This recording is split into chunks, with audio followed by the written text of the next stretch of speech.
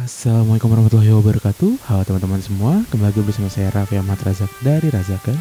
Dan di video kali ini saya akan membahas mengenai efek ekonomi pasca pemilu 2024. Jadi teman-teman, setelah kita melalui proses yang cukup panjang dari mulai bulan Desember, Januari, Februari ini, akhirnya pemilu 2024 sudah selesai diselenggarakan pada tanggal 14 Februari 2024. Dan saya juga sudah membahas mengenai hasil quick count dan semacamnya di video sebelumnya. Nah, tapi ini ada satu hal lagi yang sebenarnya perlu dibahas mengenai pemilu 2024 ini, yaitu kondisi ekonomi Indonesia. Jadi gini teman-teman, mungkin teman-teman yang belum tahu, jadi selama kemarin proses kampanye itu agak kurang stabil ternyata ekonomi Indonesia itu. Dan faktornya ini benar-benar banyak, dan paling besarnya adalah karena pilpres ini atau karena pemilu 2024. Kenapa kok bisa politik berpengaruh terhadap ekonomi?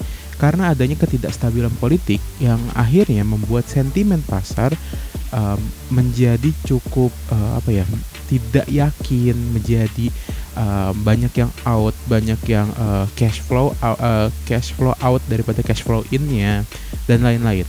Jadi intinya kuncinya di situ adalah kestabilannya. Jadi karena banyak ketidakstabilan, banyak kemarin juga perpecahan, isu, debat dan segala macamnya, akhirnya membuat ekonomi Indonesia cukup tidak stabil. Bisa dilihat dari mana? Bisa dilihat dari rupiah yang terus tertekan terhadap dolar. Jadi memang rupiah itu kemarin melemah selama 3 bulan terakhir. Dan sebenarnya faktornya banyak, kemungkinan besar dari ajang pemilu 2024 ini karena tadi ketidakstabilan politik. Dan buktinya apa? Setelah pasca pemilu 2024 ini, rupiah sekarang kembali menguat, yang artinya ada sentimen positif yang datang setelah selesainya pemilu ini. Oh ya teman-teman, perlu menggarisbawahi sebenarnya hasil resminya dari KPU itu paling lambat akan diumumkan pada tanggal 20 Maret 2024. Tapi ya kalau secara quick count ya, yang sudah saya bahas juga di video sebelumnya, maka kemungkinan besar ini akan pemilu satu putaran saja. Nah, terus juga teman-teman, selain dari rupiah, harga-harga beberapa komoditas yang didominasi Indonesia, misal salah satu contohnya adalah nikel, kemarin mengalami penurunan harga yang cukup signifikan. Dan ini sebenarnya pada dasarnya itu dikarenakan adanya oversupply nikel. Dan oversupply nikel ini juga ditambahkan sebuah intensi atau sentimen bahwa trading nikel, Indonesia adalah negara yang pemilik cadangan nikel terbesar di dunia.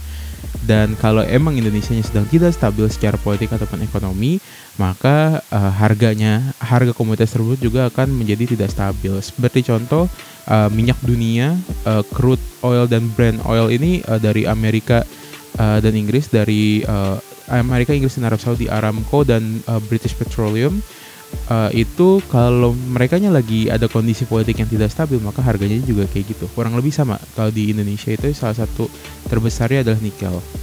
Lalu sebagai contoh lainnya IHSG, indeks harga saham gabungan. Memang sih pada dasarnya 2 bulan terakhir sebelum hari H pemilu ini tetap naik, cuman dalam kondisi yang cukup kalau saya bilang sangat fluktuatif. Jadi sentimennya tuh berubahnya cukup drastis. Beda kalau di masa-masa yang tidak ada sentimen-sentimen khusus ini, biasanya tetap fluktuatif tapi tidak terlalu ekstrim. Kalau di sini cukup ekstrim fluktuatifnya. Tapi memang cenderung agak naik. Nah, sekarang setelah masa pemilu juga cash flow ini itu luar biasa besar yang masuk, baik dari investor lokal Indonesia ataupun investor asing. Jadi memang dalam arti kata semua juga sama-sama senang ya bahwa kemungkinan besar ini pemilu hanya ada satu putaran. Dan akhirnya kestabilan politik atau kestabilan ekonomi akan kembali terjalin setelah pemilu ini selesai. Dan kenapa juga teman-teman, banyak banget orang yang, nggak cuma orang sih, beberapa pihak bahkan eksternal dari negara yang menginginkan pemilu itu sebenarnya satu periode aja. Itu karena penyelenggaraan pemilu itu sendiri, ini berdasarkan data dari Kementerian Keuangan, mengalokasikan anggaran sebesar 71,3 triliun untuk pemilu 2024. Jadi kalian bayangkan jika pemilu ini akan ada 2 periode, otomatis ya anggaran ini akan membengkak gitu. Karena ini sudah dianggarkan 30 triliun pada 2023 dan 38 triliun pada 2024. Jadi kalau sampai 2 periode ini akan sangat membengkak dana ini dan akan menggerus cukup besar untuk APBN kita juga. Dan ya itu akhirnya yang membuat sentimen baik dari investor dalam negeri ataupun investor luar negeri untuk mulai menanamkan modalnya kembali ke Indonesia. Dan sentimen ini itu bergeraknya juga beda teman-teman. Kalau pada masa kemarin pas masa kampanye, yang bergerak ini adalah perusahaan-perusahaan digital, perusahaan-perusahaan media, perusahaan-perusahaan kertas gitu yang cenderung naik. Sedangkan kalau untuk sekarang setelah masa ini selesai, itu serentak dari berbagai sektor, hampir semua sektoral gitu, apalagi yang sektor-sektor pendukung paslon tertentu yang unggul di quick count ini gitu. Itu akan ada efek naiknya secara sentimen kayak gitu teman-teman. Dan juga ada beberapa misalnya keberlanjutan IKN, maka ya berarti sektor-sektor properti naik. Lalu ada program-program seperti itulah yang akhirnya mendorong si pasarnya ini untuk naik ke atas, untuk ada investor masuk lagi gitu setelah yang kemarin sempat ada retraction atau penarikan modal atau cash flow out dulu dari pasar Indonesia. Kayak gitulah teman-teman. Jadi pada dasarnya mudah-mudahan ini sekali lagi di satu putaran sehingga semua sentimen positif pasca pemilu kemarin tetap hype dan terus-terusan naik sehingga ekonomi Indonesia kembali membaik dan kembali stabil seperti sebelum masa pemilu.